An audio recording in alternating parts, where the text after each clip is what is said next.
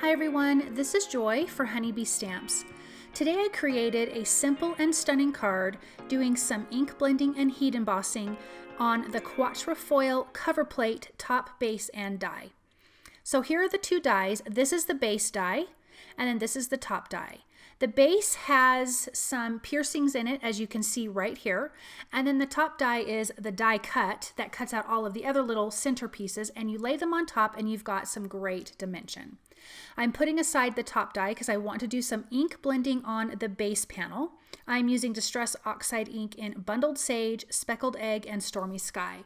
The lightest color that I'm putting at the top is the Bundled Sage, and I'm just using some Honeybee Stamps blender brushes, and I'm laying down a good amount of color there.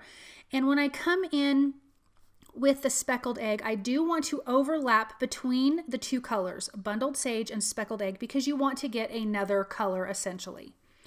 Then at the bottom, I'm going to be using some Stormy Sky, which as you can see here, I accidentally made a boo-boo and came in with Stormy Sky, but I ended up fixing it later and it was so not even a big deal. But I am going to flip this around, just wipe up some of my ink and bring that Stormy Sky to the bottom and get a nice good blend. I also came back in with the Speckled Egg and went completely over the Stormy Sky from bottom to middle because I really liked that color blend. So when I'm done with that, I'm going to glue the top piece on. I'm just using some liquid glue.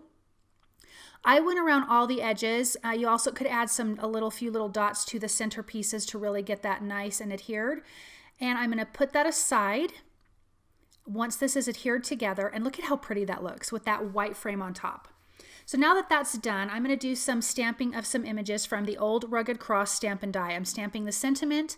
I prepped my white cardstock with an anti-static powder tool. I am stamping the images with Versamark ink and using gold embossing powder. But I have flowers, leaves, and the sentiment that says, "Where his love ran red, our sins were washed white." So once I'm done inking and adding the embossing powder on, I'm going to heat that through with my heat tool until it's nice and shiny. Then I'm going to use the coordinating dies that you can purchase with the stamp set. What I like about these dies is that you don't have to cut them apart. They're already cut apart and you just lay them down and tape them and run them through your die cut machine. Super easy. I also love that there are dies for your sentiments. So I'm keeping these flowers super simple because I really want it to be about all of the ink blending in the back. And then we're doing the gold embossing, which is going to pop off of the card. So now that that's done, I have added some foam tape behind that sentiment and adhered that down at the bottom right of the card. And then I added a little bit of foam tape behind the one flower. One of the leaves I'll add a little bit of foam tape, and then the rest of it I'm just going to use some liquid glue and adhere that directly down to my card base. And now we have really our main focal point of the card, which is the sentiment and the pretty embossed gold flowers. Now I have the pieces that I die cut out from the white top Quatrefoil cover plate die. So you have those little insert pieces. So I have decided to add some foam tape, and I'm going to add some of those back in. I did want those to have dimension. That's why I added the foam tape. And I really like this look that you've got some of these solid pieces that fill in the open areas. I think it really added a lot to this card design, but this card is super simple, but look at how stunning it is with all of the beautiful ink blending on the back and the gold embossing. I'm going to finish adding that, and I'm also going to come in and use the Playful Pastels gem stickers. I am using the blue and the greens, and I'm starting with the blue at the bottom and just kind of working up towards the top with the green gems.